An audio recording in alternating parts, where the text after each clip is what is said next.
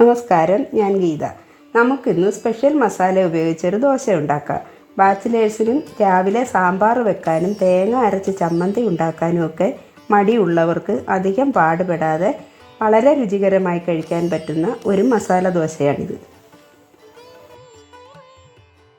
ഇത് എങ്ങനെയാണ് തയ്യാറാക്കുന്നതെന്ന് നമുക്ക് നോക്കാം. അതിനുവേണ്ടി ഒരു മീഡിയം സൈസ് തക്കാളി, 4 അല്ലി വെളുത്തുള്ളി, 5 വറ്റൽ മുളക് എന്നിവയാണ് വേണ്ടത്. നമുക്ക് തക്കാളി ഒന്ന് അരിഞ്ഞെടുക്കാം.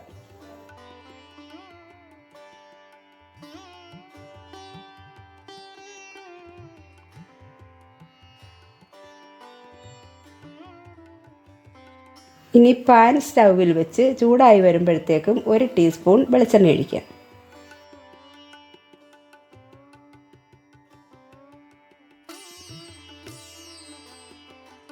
വെളിച്ചെണ്ണ ചൂടായി വരുമ്പോൾ വെളുത്തുള്ളി, വറ്റൽമുളക് എന്നിവ ചേർത്ത് 1 മിനിറ്റ് ഇളക്കാം.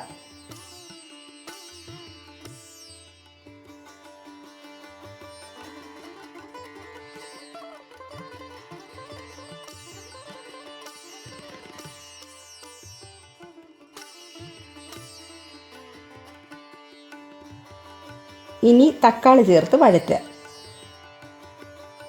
മുളകിൻ്റെ ഞെടുപ്പ് ഇപ്പോൾ കളയണ്ട, വഴറ്റി കഴിഞ്ഞ് കളഞ്ഞാൽ മതി, ഇല്ലെങ്കിൽ പൊട്ടിത്തെറിക്കും.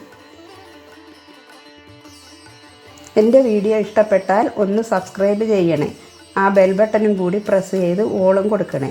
ഒരുപാട് പേർക്ക് നോട്ടിഫിക്കേഷൻ വരുന്നില്ലെന്ന് പറയുന്നു. അതുകൊണ്ട് സബ്സ്ക്രൈബ് ചെയ്യുമ്പോൾ ബെല്ലും ഓളും മറക്കാതെ കൊടുക്കണേ.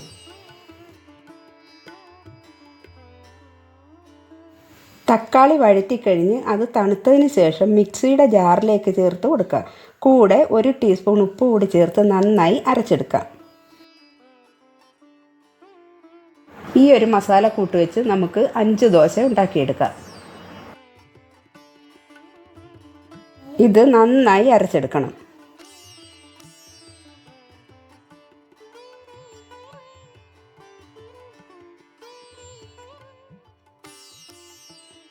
ഇനി കല്ല് ചൂടാക്കി ദോശമാവ് ഒഴിക്കുക.